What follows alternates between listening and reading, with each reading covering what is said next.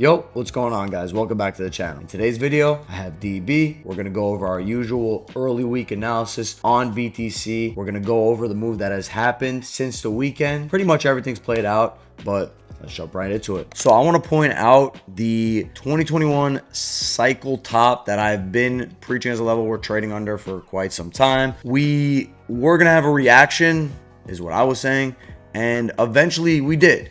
We did not get the deviation above or even a retest to sweep any highs above that level before the eventual cascade that happened on a Sunday after the weekly closure. But all that to say, this is expected in compressed chop zones like this. Price is going to react one way. It just so happened to react just below the mid end of the current range that we are trading in on a more intraday perspective.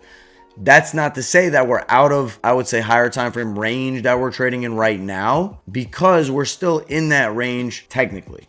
We made that wick low at 59.9K and we've pushed up and recovered at 72.2K. So this is our technical range. Within that ranges, there's going to be ranges that occur, and it's your job to execute around appropriate levels of which you anticipate the next move happening, whether that be up or down. In this case, down. And I would say we executed. So now, what am I looking at? On the higher time frame, like I said, we had that 2021 previous cycle top that we have now rejected under and closed below last week and the week before. So that, rejection was inevitable. We have a flat candle open at the top of the weekly candle to open up the week. It's Tuesday, so it's only 2 days in. We have quite some time until the weekly closure closes. We also have monthly closure coming up as well. We have the monthly closure on Saturday. We have the weekly closure a day after that. Expect volatility. We have things that are happening out of our control right now as well economically, and things with war news and tariffs, etc. So make sure that you're protected and you're really calculated. I would say less is more. We're at the 2021 cycle top right here we were talking about. We're under that level now. We have a flat candle open on the weekly here, and we have this weekly order block. We had that slice through on a 1-day perspective and a recovery with a closure just above. Ever since that, we've been seeing sinking, compressed, lower high price action here. Not bullish at all, which is why we're looking for shorts at the top end of this box. It's your job to press extremes, and there's going to be lower time frame ranges that build up in these higher time frame ranges. Signify your levels, understand where we're trading around, and where price can react accordingly. RSI divergences are going to pop up at the extreme ends of these order blocks. Even though they're so compressed and tight, these levels matter, and these levels you can react around even if you're not catching tops or catching bottoms. You can most certainly play in between. And one of these levels is going to break or sweep, and we're seeing that happen to the downside here. So just wanted to point out all those levels from a higher time frame perspective and what I kind of see and what I'm looking at. We're still in that range, like I said, from 59.9K up to 72.2K. We had that weekly order block that we were trading within, and we saw that rejection happen after Sunday's close. We executed perfectly on that short. I closed that fully at around 64.4. Sure, in hindsight, I could have wrote a little bit more, but I tried some longs and kind of was around here yesterday, closed around here. So didn't really play too much. Just long a little bit today, but not much from a risk perspective. I want to see either a reclaim of 65.2 and maybe a push up towards these highs, move my stop break even if I'm playing lower time frame, and I maybe get a more higher push into this 4-hour level of supply or higher. With that being said, I'm looking for shorts at around sub 66. I would say that a sweep of these highs or a retest of these highs is going to be a good opportunity for an aggressive push down to that 59.9K wick. And that's just judging off of the most recent closures we've had. Like I said, I pointed out that weekly order block right here. We've closed our second 1-day candle below this level. Since this level was created, this level fueled the push up to 125K all-time high. Let that sink in, realize what that means, and play accordingly.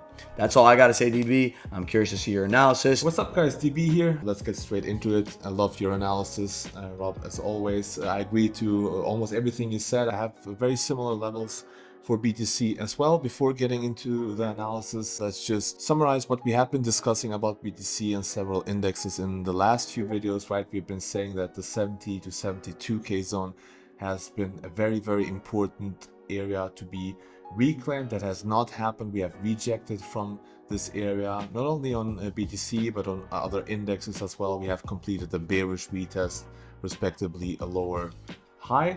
That being said, we did not speculate on a higher low being printed, because in macro downtrends, these higher lows usually get invalidated, so they're the riskier play. But we have expected that we could print some higher time frame bullish divergences below 63K, and that's where we're currently trading it for BTC. So for Bitcoin, we have been oversold on the 3-day, on the 5-day, on the weekly. We have made the first peak of the RSI a few weeks ago.